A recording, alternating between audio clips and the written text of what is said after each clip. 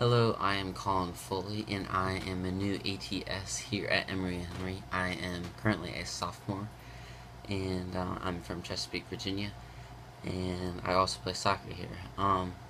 So as an athletic training student, it's part of our responsibility and part of the requirements of the program to go through the preseason protocol.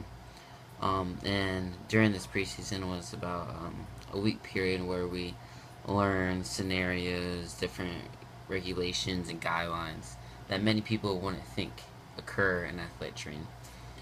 This preseason uh, learning was sort of like the behind the scenes uh, things that go along with athletic training that athletes mostly would not think occurred, such as like OSHA guidelines, FERPA, and HIPAA, just things that normally don't come into play that often. Um, so after just straight up preseason, sitting in the classroom learning stuff and going on hands on, we started doing baseline testing for the incoming football players, and we did concussion and just the balance test, and it was cool to see the way the incoming freshmen respond to the athletic training students. They sort of like, wow, these guys are important. Um, so that was pretty cool to see the respect that the football players gave us.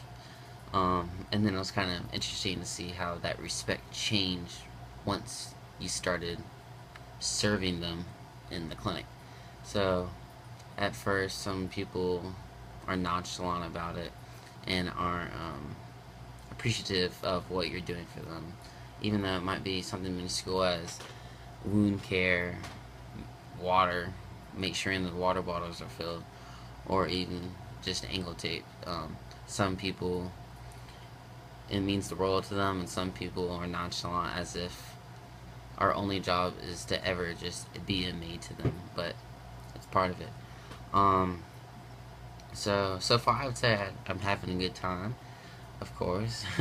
um, Something interesting. I thought it was cool that one instance I had at one practice I had two players back to back in a scout practice had a cut and they were bleeding. So I spotted it. I walked over to Melissa and I was like, "Hey, they're bleeding. Um, should I just pull them aside and clean it and cover it up?" And of course, she said yes. So I did that. And the first time, the person sort of gave me an attitude. So I was like, I'm gonna try to change my approach to see how they'll react differently. So the second time, did the same thing. Showed Melissa, and she's like, "All right, you got it again." So this time, I explained why I was doing this and why I have to do this and why it's like part of, well, it is a safety regulation to cover this up. And the athlete was very much more appreciative and responsive and totally was okay with him being pulled aside for 2 minutes or a minute to clean that wound. Um, so the only thing that I didn't know that went that much into athletic training was how much water you have to drink yourself and how much you have to have for the athletes, especially football players. Um, and sort of while you're hydrating them, filling up the water bottles, you have to be aware of your own health by hydrating, also having a hat, putting a sunscreen on, just taking care of yourself also. So, something that's been hard, I would say, would be draining a blister. At first, I wasn't confident very much so doing it, but after one time and watching Melissa do it, I was pretty confident, and I started doing it regularly. So that's been good, and so we had to meet with our preceptor and go over our goals. I had my preceptor, Miss Chapin. She's been working with women's soccer, and I also have been working with women's soccer. And my goals are one is I will plan to clinically observe at least 12 hours a week during the school year. This is sort of just a goal for myself, just to make sure I stay on top of my hours and make sure I'm not getting too much or too little, so then at the end of the semester I'm not scrambling to get hours when I should be working on my exit interview. My second goal is I will master the skills of knowing how to do a NEET evaluation by the end of the semester. Um, I thought it would just be cool, even though we probably will have to anyways in lower, to know how to do this. And I thought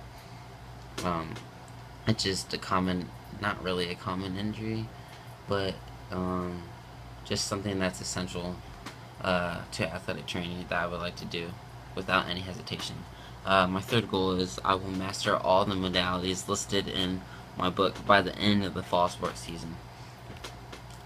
This is sort of just a goal for myself, as I say, to get black belts, so that I do get these modalities, and it will in fact help me in the modalities class with DC, and it'll help me further along the lines at the end of the semester, so then I won't be scrambling to fill out the masteries in my clinical book.